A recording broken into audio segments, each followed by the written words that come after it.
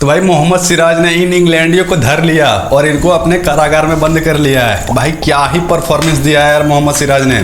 हम लोग इसकी जितनी तारीफ कर सकते हैं ना उतना कम है यार। सैल्यूट है इस आदमी को, क्या बॉल डाल रहा था यार कल।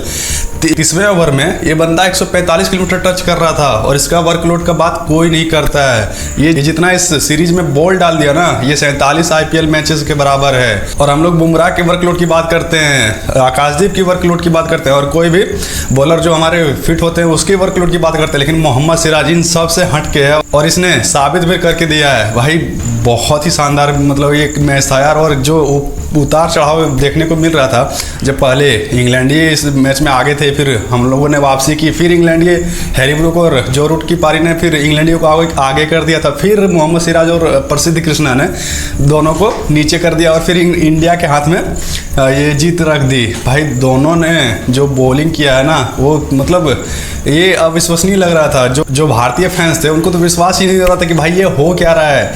4 विकेट चाहिए भारत को और इंग्लैंड को सिर्फ 35 रन। वहां से मोहम्मद सिराज ने और प्रसिद्ध कृष्णा ने जो बॉल डाला, भाई इंटेंसिटी उन लोगों की अलग लग रही थी। ये पता था उन लोगों को कि ये बंदा हार मानने वाला है नहीं और पूरी टीम इंडिया जी जान लगा देगी। लेकिन भाई किसको पता था कि आते ही दूसरे ओवर में मोहम्मद सिराज जेमी स्मिथ को आउट कर देगा और फिर वहीं से सारा मैच पलट गया। जो उसने जेमी स्मिथ को आउट किया, फिर जो उसका बॉल हर एक बॉल लहरा रहा था ना, मतलब हर एक बॉल में कहीं ना कहीं इंग्लैंडियों के पैड पे लग रहा था, कहीं ना कहीं वो बीट हो रहा था और बहुत ही क्लोज बीट हो रहा था। ऐसे में लग रहा था कि कोई ना कोई ये हर बॉल पे आउट होगा ही होगा। फिर भाई उसको आउट कर दिया।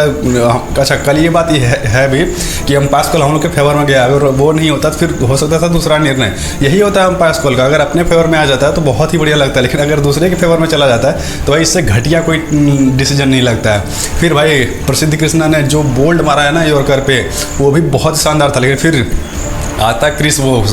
भाई उधर के मैच की बात तो सब लोग कर ही रहे और आप लोग जानते भी, लेकिन जो लास्ट में मोमेंट हुआ उसके बारे में लोग चर्चा कर रहे हैं। फिर जो आता क्रिस वोक्स, भाई वहाँ सबका मतलब जो होता ना हार्ट टच कर गया यार कि इतना मेहनत और इतना देश के प्रति लगन के साथ साथ जो बंदा डिजर्व करता था ना वही उसके साथ मिला। 2-2 सीरीज बराबर हुआ। इधर से पंत भी आपको याद होगा जो पैर में मोच आया था उस पर भी वो बैटिंग करने चला गया था। और फिर क्रिस वोक्स, भाई दोनों ने जो दिया ना इसी के बदौलत 2-2 ये सीरीज डिजर्व होता था, क्योंकि दोनों ही टीमों ने गलतियां भी की है लेकिन जान भी झोंक दी है। इसी के चलते 2-2 से सीरीज बराबर रहा। लेकिन फिर भाई आता क्रिस वोक्स और क्रिस वोक्स आते ही हम लोग को कहीं ना कहीं ये डर था कि भाई अगर ये बंदा स्ट्राइक पे चला गया तो भाई सबसे पहले तो वहाँ टीम इंडिया जीत ही देखेगी ना, और अगर एक बाउंसर मार के इसको डरा देता तो फिर भाई यॉर्कर मारना आसान होता। लेकिन फिर भाई एटकिंसन ने जो खैर उस बंदे ने बहुत ही बढ़िया किया कि इसको आने ही नहीं दिया, 1-2 रन भगा के उसको ले लिया फिर भाई। लेकिन वो भी बहुत ही मुश्किल है यार।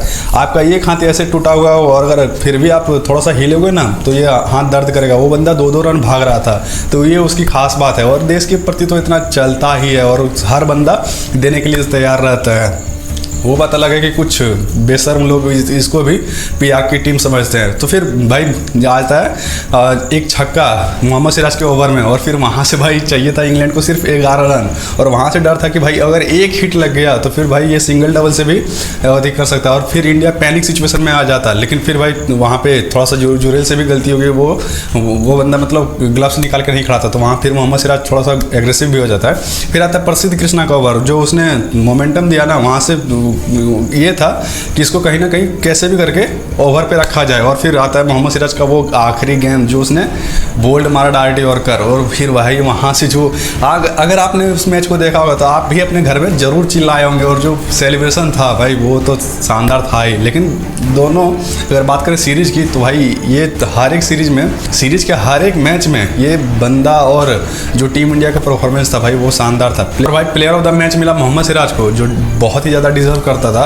और player of the series shared रहा हैरी ब्रूक को उधर से मिला और इधर से शुभमन गिल को। तो बाकायदा आदमी है ही, उसने भी मोहम्मद सिराज की तारीफ किया। बेसिकली इंग्लैंड के हर बंदे ने मोहम्मद सिराज की तारीफ किया। जो रूट ने भी कहा कि भाई थोड़ा सा एग्रेशन कभी कभार वो ज़्यादा दिखाया था, लेकिन हम लोग के लिए ठीक है भाई, एग्रेशन ही तो उसका खेल है क्योंकि भाई वो विराट का बंदा है। और फिर बेन स्टोक्स ने भी तारीफ की कि भाई ऐसा बॉलर हर बंदा अपनी टीम में चाहता है। और फिर शुभमन गिल ने भी भर भर के तारीफ की, प्रेस कॉन्फ्रेंस में भी आया और उसने बताया भी कि वो आई बिलीव अकेला स्क्रीनशॉट करके वो अपने वॉलपेपर में लगा दिया था। तो भाई वो सब बात अलग है। और अब बात करें वर्कलोड की, तो भाई मोहम्मद सिराज कपिल देव के बाद ऐसा खिलाड़ी बन गया है जो 3 लगातार टेस्ट सीरीज 5 मैच का लगातार खेला हो। भाई ये बॉर्डर गावस्कर ट्रॉफी में भी बंदा 5 मैच खेला था, और आज के जो कल एंडरसन तेंदुलकर ट्रॉफी जो खत्म हुआ उसमें भी 5 मैच खेला था। इसमें 185 ओवर डाले हैं। बॉर्डर गावस्कर ट्रॉफी में 150 से ज़्यादा ओवर डाले थे, और फिर जो सीरीज था दूसरा उसमें भी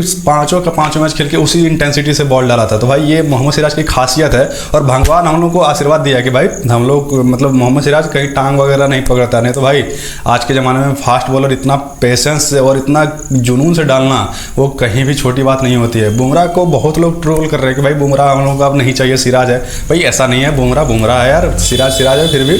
हाँ, लेकिन ये बात है कि अगर बुमराह नहीं होता तो उसके मौजूदगी में सिराज बहुत ही आउटस्टैंडिंग बॉलिंग करता है, ये बात अलग है। लेकिन भाई बुमराह को हम लोग नकार नहीं सकते हैं यार।